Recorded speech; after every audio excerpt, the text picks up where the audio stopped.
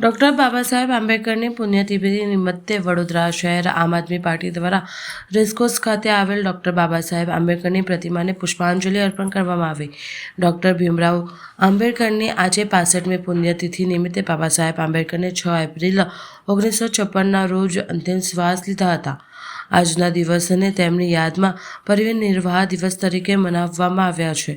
આંબેડકર દલિત વર્ગને સમાનતા આપવા માટે તેઓએ જીવનભર સંઘર્ષ કર્યો હતો।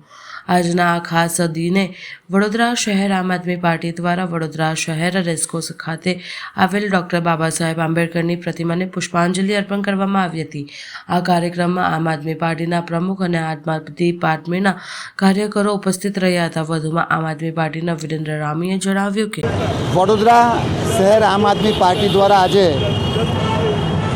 રાજનેતા, કાયદાશાસ્ત્રી, તત્વચિંતક અને જેણે બંધારણની અંદર ખૂબ મોટો સિંહ ફાળો આપ્યો હતો એવા આપણા ડૉક્ટર બાબા સાહેબ આંબેડકરની આજે પુણ્યતિથિ છે, ત્યારે અમે એમને શ્રદ્ધાસુમન અર્પણ કર્યા છે, કોટી કોટી વંદન કર્યા છે। પરંતુ તમે જુઓ કે આ વડોદરા મહાનગરપાલિકા દ્વારા ક્યાંક ને ક્યાંક ચૂક રહી ગઈ છે।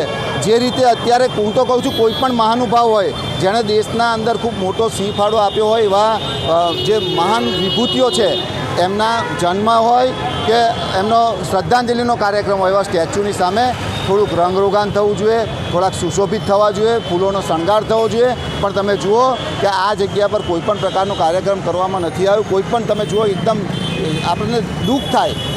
અને બાબા સાહેબ આંબેડકર તો વડોદરાની અંદર રહેલા છે, તો સ્વાભાવિક છે કે એમનો નાતો છે, ત્યારે આ બાબતનું ધ્યાન વડોદરા મહાનગરપાલિકાએ અને શાસક પક્ષે રાખવું જોઈએ। આજે સંવિધાનના રચયિતા એવા બાબા સાહેબ આંબેડકરની જે પુણ્યતિથિ છે, તેને લઈ આજે આમ આદમી પાર્ટી તેમને પુષ્પાંજલિ અર્પણ કરી અને તેમને શુભેચ્છા, લોકોને એમના માટે માન સન્માન જે છે તેને લઈ અહીંયા આવી છે।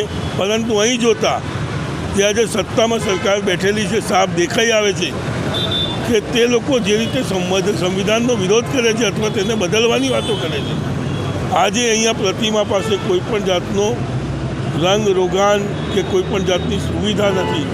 આજે આટલા મોટા વ્યક્તિત્વ માટે જો ભારતીય જનતા પાર્ટી એના મનમાં ખટાશ રાખતી હોય કે એના માટે કોઈ પણ જાતની સુવિધા ન કરતી હોય, તો આ ખરેખર એક દુઃખદ વાત છે।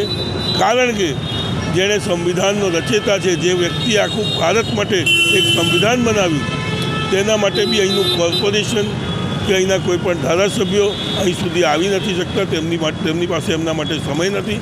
આવી વ્યક્તિઓએ ખરેખર પોતાના પદેથી રાજીનામું આપવું જોઈએ કે જો સંવિધાન રચયિતાને આ લોકો કશું ના ગણતા હોય તો આમ જનતા માટે તેમની પાસે ટાઈમ નહીં જ હોય। જય હિન્દ, જય ભારત।